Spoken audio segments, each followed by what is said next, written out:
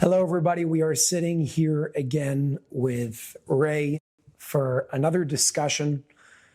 Up until now, we've had several parts of a series called Disclosure, a lot of information.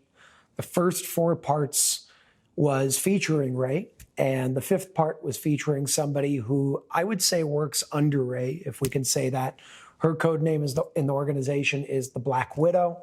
Obviously, that's not her real name, but everybody does have a code name within the organization. So my intention of asking Ray to come back beyond all the questions that you all asked me to ask him in an upcoming interview was really to ask him all your questions, and whatever comes up, I wanted to make this more calm and natural. And yes, I do have a lot of your questions in front of me, but more of a free-flowing conversation without any form of structure. I think that those types of conversations can lead to beautiful places, because that's how my conversations with him happen all the time. And that's why I know what I know today, because of those conversations. So we're going to take it wherever it goes. Ray, as usual, thank you for being here again. And thank you for your time. You're welcome. Pleasure as always. Let's begin with, I think, the most obvious question. That's sort of like a foundational question. You and I have had a lot of experiences together. You've shown me a lot. You've taught me a lot. We've experienced a lot of things together. So I have a lot of reason to believe you also because of my experiences with you. But there are tons of people around the world watching these conversations with a lot of crazy things that are being said.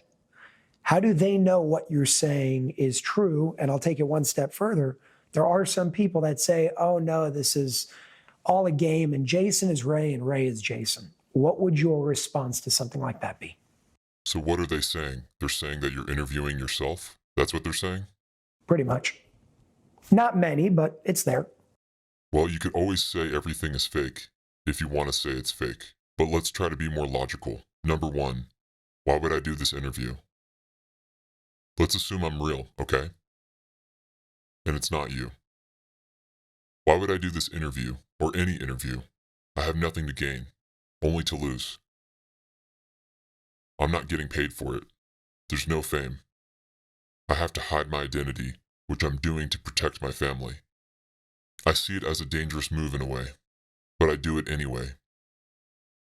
And let's assume that you're lying, and Ray is you. How could you be Ray when the original papers were written in Hebrew, which you cannot read or write?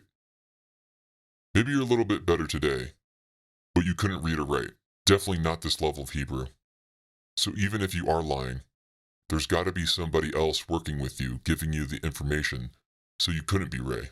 Whoever wrote it is Ray, so nothing makes sense. It's illogical. I would not even pay attention to those arguments. But no matter what you're going to do, there's always going to be somebody out there trying to show that you are a con artist. But that's their problem. That's something that you prepared me for, and I knew that that was a part of this work anyways. But again, let's assume you are real. How do we know what you're saying is true on the level of the public? I made to you and to a few others certain predictions regarding crazy events that happened over the past 2 or 3 years. If I'm not real, how would you explain that my predictions came true? Can you elaborate on those predictions for people that don't know what you're talking about? I think we already did speak about them before, but I'll say it again. Predicting the pandemic, predicting that the United States and most of the world will shut down, predicting that the economy is going to go down to shit, predicting that this is all fake, predicting that this is all planned ahead of time, predicting fires in Australia, and fires in a way that's never been seen before in Australia. The closures in Israel that you went up and predicted on video. I don't know if you remember if you did it or not, but you predicted that the Jewish state is going to be shut down on the Jewish holidays. Unheard of, but you predicted it. I didn't predict it. You were giving me that information. Yeah, you were giving my predictions. This information was given to you, and you said you took a big chance because if those things that you said ahead of time would not have happened, you'd be shut down today. And then after the Jewish New Year, I believe it was, you made another prediction that in Passover, Israel will be shut down again. I believe it was Passover. and Israel was shut down again. Unheard of. Even in times of war, the country is never shut down, especially on holidays. Israel went through many wars. You predicted it. Again, I didn't predict it. You told me that. Yeah, so again, I'm not trying to say that I'm a prophet. I'm not. But if I'm not real, how would I know those things? Again, you got it from me. I got it from TLS. And we were working against certain things. Sometimes we succeed, sometimes we don't. Sometimes we purposely do not succeed. We just choose to do nothing. When I say we, I mean TLS. It's not necessarily me. It's not my style. I aim to succeed, and I aim to win it every time I go on a mission. But unfortunately, things don't always go my way. Before going into some of the questions that also people asked, and again, we'll go wherever it flows, there's one thing that I want to bring up that I think is important to ask at this point regarding some of the comments that people made about something that you said specifically, I think, in our first interview together. It was an interview focused more on extraterrestrial life and your experiences with different extraterrestrial races, I would call them. I know you don't like to call them races because you see them as one and they see them as one. But for practical purposes, I'm calling them extraterrestrial races. When I asked you how many different races do you have experience with, your answer was about 5 or 6. And there were a lot of comments saying, well, what do you mean? Is it 5? Is it 6? Somebody that actually had experience with extraterrestrial races and extraterrestrials would probably remember if it was 5 or 6. How do you explain your answer to that? I have many repeated experiences. It's just a way of expression. I have to think and count exactly how many races. I don't call them races. I would call them entities. Different entities. So I just answered you. It just came out. 5 or 6 or whatever. If you want me to count and tell you, it could be 7. It's more than one experience per race. So it's hard to answer exactly at that moment when you ask me. So I said about 5 or 6. Gotcha. Okay, fair enough. I want to go big picture the past 2.5 years. We've spoken a lot about your experiences. You've shared a lot about your experiences. Underground tunnels, high technology, extraterrestrial life, some of the operations you were a part of, stopping induced man-made natural disasters, so-called, all these things. How has your most recent few months have been? I mean, you and I haven't sat down in this form of like interview conversation style on camera for about half a year at this point.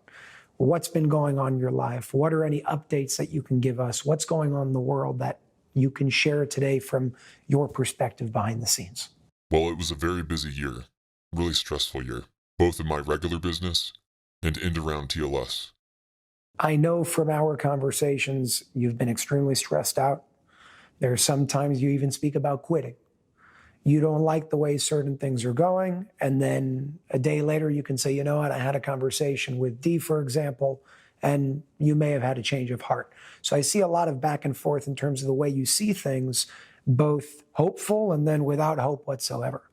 Where are you right now in terms of your stance with what's going on in your work with TLS specifically? Well, I am. I am thinking or contemplating quitting both my business, meaning retire or semi-retire, and quitting TLS. I didn't make a decision yet, but yeah, I am thinking about it for many personal reasons. And as you know, I'm not exactly agreeing with the way things are being done in TLS. I'm a one-man operation. They are more of a teamwork, which I understand, and it's a good way of doing things. But anything that has the slightest of violence in it, they will not do, in most cases. I believe it's wrong. I believe you have to answer violence with violence, and I believe that you have to use violence whenever it's necessary to protect whoever you need to protect. You asked me many times about the Holocaust. In my view, we are already in the process. A new process of a Holocaust. Maybe we're in the beginning stages. But if things are not going to be, if someone is not going to stop the madness that's going on and the crimes against humanity that are going on, we're not going to a good place. I don't want to send a message to everybody that we're doomed because there's a lot of good things going on as well. So you're saying if somebody isn't going to do it, I understand that part of the job of the organization is to do whatever they can to stop it. And I also understand that there are some laws that they can't infringe upon, like free will and interference and things like that. So I know that you have your own perspective, and I know that you happen to be a pessimist. But let's do our best to keep the energy high also, because there's a lot of good things happening here. I'm not a pessimist. I'm just being real. Big difference. I'm not saying that good things are not happening. A lot of good. More good things are happening than the bad things, but some of the bad things are really pretty bad, and somebody needs to do something. It's not being done. Are they not doing anything? I didn't say that. I said they're doing a lot of work, and a lot of things are being changed, stopped, and manipulated. But to my opinion, it's not enough. Can you give some examples of what is being done? Let's focus on that for a second. Again, I know that you've been semi-involved and not involved in certain things. I know you've been given jobs that you said no to over the past few months for your own personal reasons. What can you share that you know that's going on the level of TLS right now, economically speaking, whatever it may be? They do the same thing they've been doing for many, many years. Everybody has their own missions and tasks that they have to function with and to respond to reactions regarding certain problems. This year, I've been doing something different than I usually do. You know, I used to do the tunnels, as you know, and a lot of flying all over the world, and it was more of a physical, spiritual work at the same time. Today, I'm more into, let's say, a financial type of mission. Can you elaborate on what that means? Let me try, but it's not going to be easy to explain. I can't say too much about it, but what I can tell you is that I'm trying to create certain humanitarian work, a project, or projects, in order to help others, especially those in need. When I say financial, I mean collecting money in certain ways in order to not only provide for others, but in order for me and those working with me on the project will be able to continue this legacy when I'm gone. And in order to, through this power of money, because everything works on money today, as you know, is to take down certain targets in a manner that is not violent, so it would be okay with TLS. The operation that you're talking about, is this something that TLS tasked you with, or did you decide to do something on your own? No, it's my project. It's my idea, but I did get permission from TLS to do it. Did you have any resistance from them when you brought this up? I would not use the word resistance. I would use the word reluctance. How long have you been working on this project that you're talking about? This past year. It's probably going to take another year or two to complete. It's either I succeed or I will not succeed. There's nothing in between. Is it dangerous? Every day of my life is dangerous. There's a danger there. Everything is dangerous. Me sitting here with you and providing this interview, this discussion, it's dangerous. Not only for me, but also for you. I told you this, and I warned you, because you have a lot of sick people out there. And certain people, the elite, the psychopaths, they don't like people like me and you. We bring awareness to the world, trying to wake up people. People are waking up. We bring a different point of view into this game, and they don't like it. You mentioned, and I still want to speak about this operation to learn a little bit more of whatever you can share. You mentioned something having to do with collecting money. Is it collecting money? What are you doing exactly? Are you raising money? Are you taking donations? What are you talking about? No donations. Let's say I'm trying to grab money from the evildoers and provide it to the needy. I understand. So you're moving money from the dark pockets and the evil people, like you said, to the masses and the people. To the needy people, yes. Needy, health, what are you talking about? Health, clothing, food, everything. Got you. What do you know when it comes to this whole thing that a lot of people are speaking about, QFS, the quantum financial system, Nasara, Jasara? Do you know anything relating to that? Any reality behind that? How real is it, and what's going on? QFS is very real. It's already in motion. You can check with your banker. He will tell you. Or maybe not your banker, but his boss. But it's already in motion. Nasara Gasara is a different story. I'm hoping things will be stopped. Predictions were made by many people that before this past election, chaos is going to come. Well, chaos is here, but not the way we think chaos is. So in my view, nothing really happened. Unfortunately, again, in my view, it's all going to continue. Corruption is going to continue. This facade about Republicans and Democrats is going to continue. And people are going to continue to watch CNN and Fox News and think they know everything. And the game will continue. The circus will continue. How do you see that changing? I mean, Democrat, Republican, the circus that you're calling a circus, where does it end exactly? What needs to happen? Again, we hear a lot of things. We hear all these things regarding elections right before. They're not going to happen. They happened. We hear the emergency broadcast system is going to broadcast mass arrests happening around the world. I never spoke about that because anytime I asked you and anybody else that I trust, you guys said, it's not true. We would know about it. That's not happening. So I stay away from that. But there are a lot of people that are doing a lot of great work in this world that speak about that. And it still hasn't happened. Is it bound to happen in the future? Where do you see this change occurring? You always say that something big is going to happen that's going to change everything overnight. Does it have to do with things like that? Or are we talking about a different event here? Financially, we are heading up to a major, major disaster. All I'm hearing here is darkness. Where is the light at the end of the tunnel? There is always a light at the end of the tunnel. I'm not one of those people who like to wait for the light at the end of the tunnel. I like to get to the light in the beginning of the tunnel. That's the difference. But that's not realistic. You said you're a realist. So again, will things change? Yes. Whatever goes down will come up. Whatever goes up will come down. That's the way life is.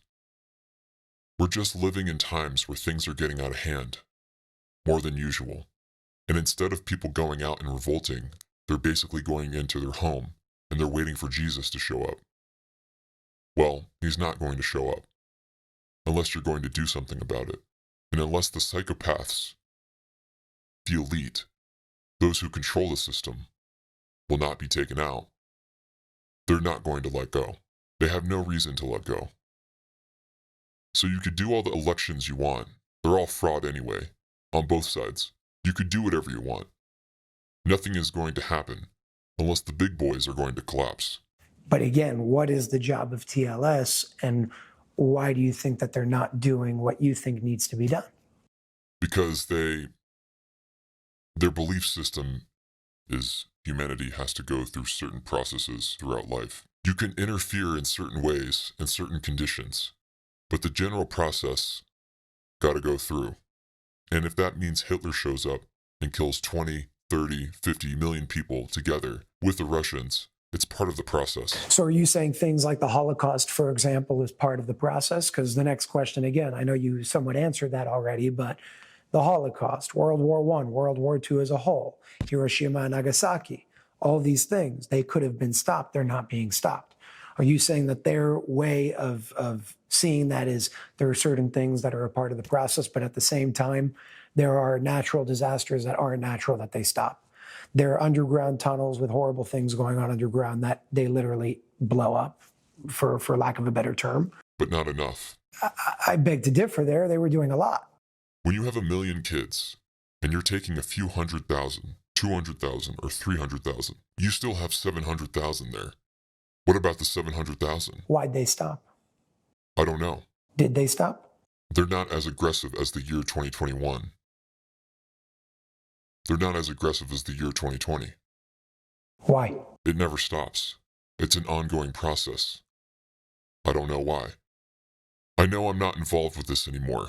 I did my thing, and that's it. I moved on. So today you're involved with more financial stuff in terms of what you're dealing with, specifically this, I guess it's like a one-man operation because it sounds like you're doing it by yourself. Mostly. Is this a physical thing that you're doing? You have to go places and move things? Also. And again, to clarify, your goal here is to move money from one place to another, from, call it the dark, into the light for the needy, as you call it. Yes. Your description is correct. What level of funds are we talking about? I'm not giving you numbers, but it's big. Is it in the millions? Is it in the billions? You can't do nothing with millions. What I'm talking about, it cannot be done with millions. Do you believe that you're going to succeed? I hope so. And you said it's going to take you about 1 to 2 more years. Either I succeed or I fail. Over the past 12 months, specifically over the past 7 months, you've been hinting and in many ways saying directly to me, Jason, if I'm not here tomorrow, if something happens, you're going to have to do X, Y, and Z. And you gave me a set of instructions on what I have to do and how I have to do it. Does your are you telling me that because of this operation that you're doing that may have a danger in your life? Is there something that you're doing now that you weren't doing 2 years ago that suddenly you're coming and saying, if I'm dead tomorrow, if I'm no longer here, this is what you need to do? Everything I've been doing for the last 10 to 12 years has an element of danger in it. It's not because of this operation or this project. I just told you, just in case if something happened, because you don't know what's going to happen tomorrow. For you, I want to prepare you, that's all. Are you preparing yourself for something that may cause you to not be here anymore? I'm preparing my family without them understanding what I'm doing. I want to jump into another topic regarding whatever you can share about names. I know you don't like naming names, so do this however you want. Individuals who may have been affiliated with the organization, individuals that we may know. I have a list of names here, actually. The first one I'm asking because it is spoken about in a certain portion of Rays of Light that I believe is going to be coming out in the near future. Edgar Casey. What was your connection to him? Do you have a connection to him? And does he have a connection to the organization? No. Why was he brought up in Rays of Light? I was on a mission, and he came up in a spiritual vision while I was doing what I was doing. But no, I have no first-hand relationship with him, if that's what you want to know. No. When you say spiritual vision, what are you talking? It's too complicated to explain. Besides, your viewers are not going to understand it. If they think you're crazy now, they're definitely going to think you're crazy after that, so don't ask. We'll move on. Dolores Cannon, amazing woman. Does she have any affiliation with TLS? No. Nikola Tesla and Albert Einstein. I don't know. I speak about them and I ask about them specifically because Nikola Tesla is known for free energy. I know TLS does have devices that operate according to maybe that form of technology. And Albert Einstein, I believe, I know this isn't something that's widely believed in the common narrative and the mainstream narrative, but I believe that he did solve his UNIFYD formula, showing the unification and interconnection of absolutely everything, which changes everything. And maybe that's been suppressed and silenced and censored. But that's why I ask, was he a part of it? Did they influence him without him even knowing what they were doing? I have no clue. It's before my time. I'm going to ask you a question about somebody that I know that you know, which is why I'm bringing her up. Somebody who I interviewed in the past. You actually started asking me questions after you heard that I interviewed her, which is when our conversation started. And this woman is Cathy O Brien. Cathy O Brien has had a very, very hard life in terms of what she's gone through, MK Ultra survivor. Does that name ring a bell? And what can you share when it comes to Cathy O Brien? Yes, I met her twice. Twice in my life. Yes, I know her. Does she know who you are? No, if you're going to bring up my name or my code name, she's not going to recognize it. If she sees my face, she probably isn't going to remember me. How do you explain, and how are you so sure that she wouldn't remember you? Well, first of all, she's a great woman. I'm not trying to say anything bad, of course. She went through a lot. She was victimized over and over again. Again, she is perceived as this crazy lady, but she's not. Everything she's telling you and the world is true. Not only is it true, but 90% of what really happened, she doesn't even know about. She doesn't remember. It damaged her in such a way that unfortunately, she doesn't know the whole story. I know more about what happened to her than she knows about herself and her daughter. There were many other women in the group, by the way. What forum did you meet her in? I was brought in by TLS to try to help. So was it almost like a TLS meeting that she was a part of? Yes, it was a session. I wouldn't call it a meeting. Did she know what she was a part of? No, she knew that we were coming to help her. She knew she was in good hands. She has a specific, very close friend who somehow was connected to TLS and brought her in to help. They wanted her to remember more, to talk more, to bring more evidence and proof. But she is only capable of doing it under hypnosis. You bring her back, she doesn't remember anything. Oh, so you're saying that's why I guess you're calling it a session. You're putting her under a form of hypnosis to be able to remember what was going on? Not me. I don't know how to do that. Somebody else did, but I was doing something else. What was your place in that session? I needed to help her move on spiritually, but it didn't really work. Now, again, if you mentioned TLS to her, did she know what TLS was when she was in that session? She might not know what you're talking about now, but most likely she wouldn't know. She definitely isn't going to recognize the people in the room if they sit next to her right now. My job was to bring her to a point spiritually that my friend could hypnotize her to get the information out of her. The problem is when she came out of hypnosis, she forgot everything she said, but she did give a lot of information. And what was That's how I know what I know about her, and she doesn't know. And what was the purpose of retrieving that information? Again, this is not my decision. I was there to do specific work. I guess they wanted information about those corrupt individuals and do something about it. But as usual, in the end, unfortunately, nothing was done.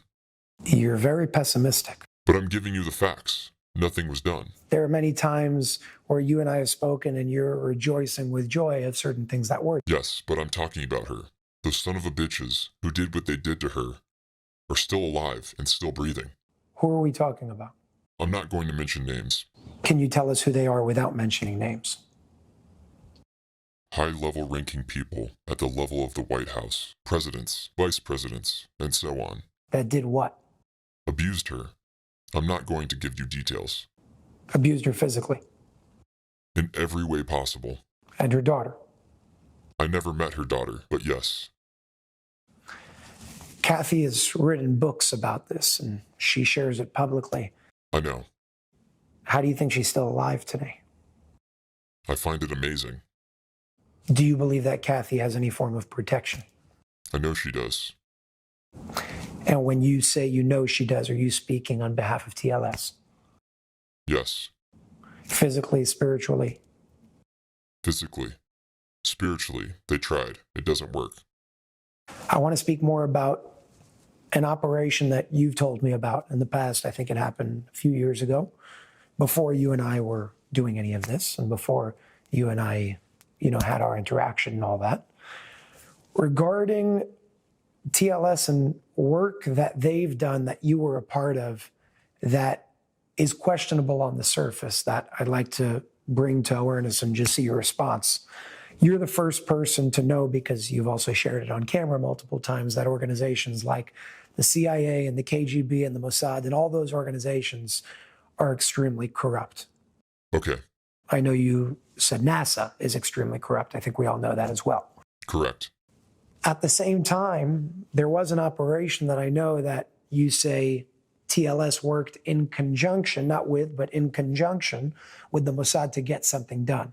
How is it that if these organizations are so evil, TLS would work in conjunction with them on certain operations? If the agenda fits the needs of TLS, why not? So what happened in that case with the Mossad that they chose to work in conjunction with them? There was a problem that they couldn't fix on their own, and they asked for help, so we came to help. Are there any details you can give about that problem? Details? Be more specific. What do you mean by details? I know it has to do with plutonium being confiscated. Can you speak more about that? It was more of a smaller nuclear device. That was being taken away out of somebody's hands. No, it was hidden in a structure. They couldn't find it. When you say they, you're speaking about the Mossad. Yes. So does the Mossad know TLS exists? Did they call TLS? Of course. Do they know that TLS exists? Of course. What do they know about TLS? Well, everybody knows now. But again, you're saying that the Mossad are the evildoers. So in what world would the evildoers, the people that TLS is trying to take out and down, call TLS and say, hey guys, we need your help? No, the Mossad is not the evildoers. The Mossad is a corrupt organization, such as the CIA. They do corrupt things for the government who employs them. It's different. Most of those guys are very, very good guys. Very brilliant. Strong guys. With a lot of life experiences. And they believe in what they do. And they do their job. Most of them don't even understand how corrupt the organization is. That's how things work. I'm just saying what I'm saying because I feel free to speak here. My identity is a secret right now, but I promise you, if any of those guys, for example, the head of the Mossad, who at that time, the job you speaking about happened, if he was watching this right now, he knows exactly who I am. By name? Yes. Did he ever try to work with you other than that job? Yes, I told him I'm not working with anybody. What did they want from you? To continue. They were so impressed about what happened that day. They wanted to work directly. And I told them I'm not working for you guys. Why did you choose not to? Because I don't trust them. Especially the head of the Mossad. So is it fair to say that the head of the Mossad is probably not the greatest guy? This specific one? Yes, he left in shame. You said they were impressed with your job. What'd you do exactly? I know what you did. I just want you to say it. I was able to, first of all, find the device, retrieve it, and get rid of it. I know that there are amazing details that you can share here. You could share pieces of it. Don't tell me you can't. What do you want me to share? I was under major gunfire. We were exposed in a very short time. I don't know how it happened, but we got exposed. Major gunfire. A lot of people were killed. Not on our side. A lot of people were killed. They took me out with special vehicles, and I made it out safely. You didn't get hurt at all? None of us did. That day, none of us. Even with all the gunshots? Nothing. Absolutely nothing. None of the soldiers that were there got hurt. Nobody got hurt. Did you have to use any form of, like, supernatural abilities during that operation to do what you needed to do? Of course. Can you elaborate? I had to find the device. How do you do that? I can't tell you. Big picture. What do you mean, big picture? You can share big picture. I can't share big picture. I have my tools. I go to work. I retrieve. I go out. That's it. I'm done. My job was done in 20 minutes. Did the individuals that were a part of the unit in the Mossad that sort of escorted you see you and what you were doing? Yes. How did they react?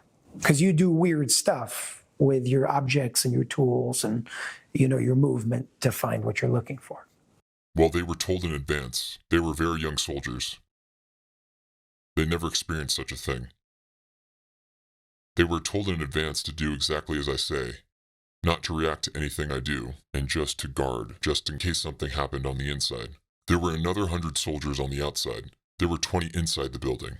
Oh, so you were a big unit? Yes, it was a major operation. Wow. 20 minutes in, out, and you were done. We had to dress in certain outfits to fit the neighborhood. It wasn't soldiers in uniform. And yeah, when they started to see things, certain things that were crazy with their own eyes, yeah, they were in shock, but they kept calm. They were cool about it. I want to ask you a question completely unrelated to what we're speaking about right now, something that I've asked you in the past and that a lot of people have asked me to ask you as well regarding your knowledge about it. So there's a point on this planet that a lot of weird things happen and a lot of weird things have been happening for a very long time. We call that point the Bermuda Triangle.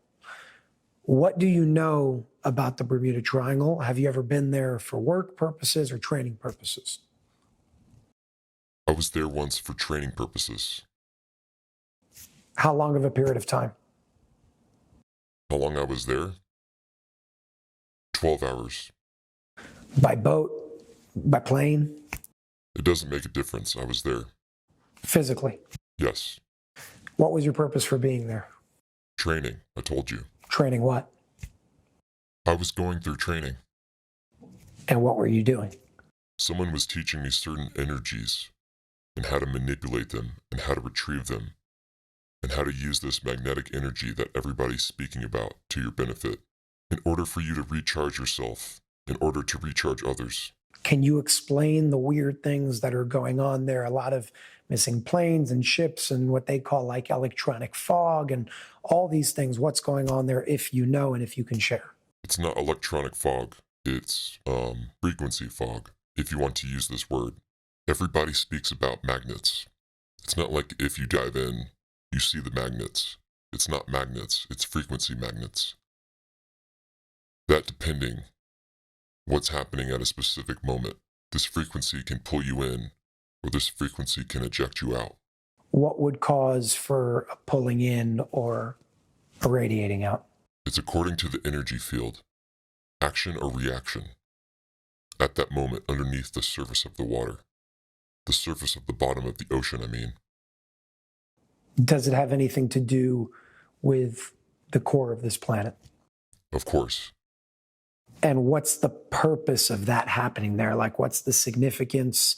Is there any control over it? Is it random? I know that when I asked you, can I fly over it? I want to film a documentary. You told me absolutely not. There are magnets down there that can activate spontaneously, and that's very dangerous, and you can disappear. Correct. If this frequency will react at the moment that you're there, you'll be sucked in. Is that controllable? Not by governments, if that's what you're asking. No. Is it controllable by you? No, I'm not. I'm not that good. No. But certain people can control the frequency if they want to go there. The same way that this person took me there. He can control the situation. There is no fear or danger for us at that time, no matter what happens. And what is the purpose? You're calling them frequency magnets. I don't really understand what that means. It's not plates of magnets. Those metal things that you call a magnet. It's a frequency. It's an energy field that has a certain frequency. The frequency can suck you in, and if it's being reversed, it can eject you. And when you say eject, what do you mean by that? It could throw you off and push you very long distances where it can physically, a normal human most likely will not survive it. So there's a man, I'm forgetting his name. He was flying in a small airplane a few decades ago over the Bermuda Triangle. He called it electric fog. That's where I'm getting this word from. You call it frequency fog. Let's talk about that in a second. But his story, and again, I'm blanking on his name, but his story was he's flying over, something happened, went through this electronic fog, as he calls it, and suddenly, 1 second later, pretty much like teleported miles away, maybe 100 or 200 miles to the coast of Miami, Florida, right there. And nobody understood how he moved from this part of the map to that part of the map on their radar so quickly. It's virtually impossible, but he survived. How do you explain something like that? And what is this? He calls it electrical fog. You call it frequency fog. Can you elaborate? First of all, I can understand what happened. I just don't understand how he was still alive. But I guess he was connected to something or someone else that protected him. But normal human beings cannot survive this ejection power. It's too powerful. This kind of power will, blow you away. What about the plane? Would it tear the plane up? Absolutely. So the plane was still put together, and he was still very much alive. So again, I don't know the story. I don't know what happened. But it's definitely a miracle. Or something with someone powerful stood there and protected him. Can you elaborate on what you mean by frequency fog? What he saw, you know what a mirage is. When you look on the highway on a hot day, and you see vapors coming out. So what he means when he said electronic fog, he saw right in front of him those vapors coming out of the water, so-called. That's what he thought. And he saw it as electronic fog. This frequency fog. It comes from the frequency of the energy underneath the water, and sometimes when it reacts, you might see it in front of you, waves of vapor coming up. Some call it a mirage, some call Fata Morgana, depending on who you're talking to. But it's another name we use, Fata Morgana. When you look in the distance and you see something, but it's not really there, you see vapors or what you perceive in your mind as a vapor over the water. It could be over a road. You could be in the Sahara Desert, and you could look far away, and you think, you see a lake. There's no lake. You see this frequency chaos, I would call it, or fog, and your brain translates it to something else. Your eyes see something else. There have been people that have said that under the water within the Bermuda Triangle, I guess on the ocean floor, there are pyramids. Some say crystal pyramids, really big ones. Do you know anything behind that? Do you know if there's any truth to that? I don't know anything about pyramids over there, but there are crystals there, yes. Various corals that you don't see in many places, and unique corals. But I don't know about any pyramids. No, not to my knowledge. I want to move on to another experience I know that you've had that I'd like more clarity on. I think it's really interesting as well in terms of your involvement with it. So in 2011, I believe the year was, there was a whole nuclear disaster at Fukushima and everything that was going on there. I believe it was in 2011. I know you were there. Can you share your involvement, what you were doing there and why you were there? I came after. You came after what? After the incident, not before. So you came for what purpose after? I was brought in order to extract 3 people. One of them was my boss. They flew you out? Doesn't make a difference. I was there. So you go to Fukushima, you extract these 3 people. How do you do it? Why you? Why not send somebody from TLS over there? I was from TLS. What do you mean, why? You're on the other side of the planet. Distance has nothing to do with it. Can you elaborate more on what you did in that job? I've just told you. I extracted 3 people out of there. Yes, but you're more on the spiritual side. That sounds like a military operation. You go, you take people, and you leave. No, I'm not that physically strong to pick up 3 people with my hands and move them. It doesn't work like that. That's what I'm saying. But I did it. It doesn't make a difference how. What's the difference how I did it? I'm curious. What did you have to do? I can't tell you. Did you get hurt in the process? Yes. How? Radiation poisoning. Have you ever heard of it? If they sent you there, they must have given you some sort of protection. No, I happen to be naked. Why naked? Those were the orders. So now you're naked in a nuclear plant with a bunch of people around you. A bunch of dead people. Cameras. You think somebody had the time to sit there and watch a camera after what happened? I don't know if there's a naked man running around doing something. Yeah. No, nobody saw. No, they didn't have time for this. Anybody who was leaving was trying to survive. Me being naked didn't do anything to anybody. It wasn't even important. Besides, nobody knows me. I understand your instruction was being naked. Why do you think that was the case? That sounds very weird. It's something to do with the energy. I was only naked in the beginning. Later on, I put shorts, underwear on. And again, did you have to search for them first in order to do the job? How did that work? I had to find them. And if they were alive, I had to extract them. And I did. Have you had any operations where you had to be naked? Yes. Like? I'm not going to talk about me being naked right now. It's not important. What do you mean? Tell me. I can't tell you. Mexico. Mexico? What happened in Mexico? I know you were naked in Mexico. I don't even remember. I don't know what you're talking about. You were in the cave underground, in the big crystal cave. Yeah, okay, now I remember. So... Talk to me. What was going on there? It was hot. You were naked because it was hot? No, but if I would put clothes on, it would be hotter. But where does the need for not having clothes on your body come in spiritually? That's my question. I know it's funny, but where does it come in spiritually? It changes your energy. How? How does that work? I don't know exactly how to explain it. I just know it changes your energy. And if you have to do certain things, sometimes you have to put clothes on, or it's okay to have your clothes on, but sometimes you have to get naked. Are there people looking at you? If I'm alone, no. If there are other people there, yeah, but they're probably naked as well. It's funny when you say it out loud. Yeah, but you don't think about it at the time. You're in a different dimension. You have to understand. You don't come with the regular, you're in a different dimension. When you go there and you're looking for dead bodies that you hope are going to be alive, to take them out or whatever, it's not. You don't think of it. It's a totally different dimension. By the way, those people, when I found them, whoever had clothes on, I had to take their clothes off. How come? I couldn't extract them with their clothes on. I had to take the clothes off. Why? Because that's the mission. I wouldn't be able to get them out. You got to explain what's going on I here. just told you, it changes the energy. I did not pick them up by the force of my muscles. It's the force of the energy I had in my hands at the time by recharging, like in places like the Bermuda Triangle, for example. So you ask, what's the connection? So, you have to be recharged. Your body is a human body. It needs a certain charge to create or be able to do certain tasks with this energy. The human body cannot extract 3 people and get them out. It's physically impossible. Okay, so I feel like there's something you're not saying here because you think it may sound crazy. There's a lot of things I'm not telling you because I just can't tell you. Okay, so let's just be straightforward with something here when it comes to the extraction and how that was done, because nobody's going to understand what's going on here, and I definitely don't understand what you mean. That's what I said. We already passed crazy.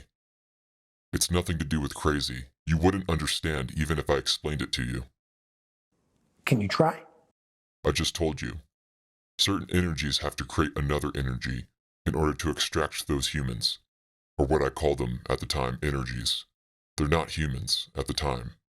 They're energies that you have to take from point A to point B. You see them as humans. Yeah, they are humans, but for the purpose of our mission, they're not humans. They are energies that have to be taken from point A to point B in order to keep them alive. So now, physically speaking, how do you translate that? Because everything you just said is energetically speaking.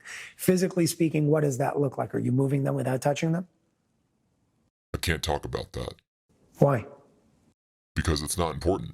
No, this is, I want to understand what's going on to show us what's possible. So just say it. If it happens, say it.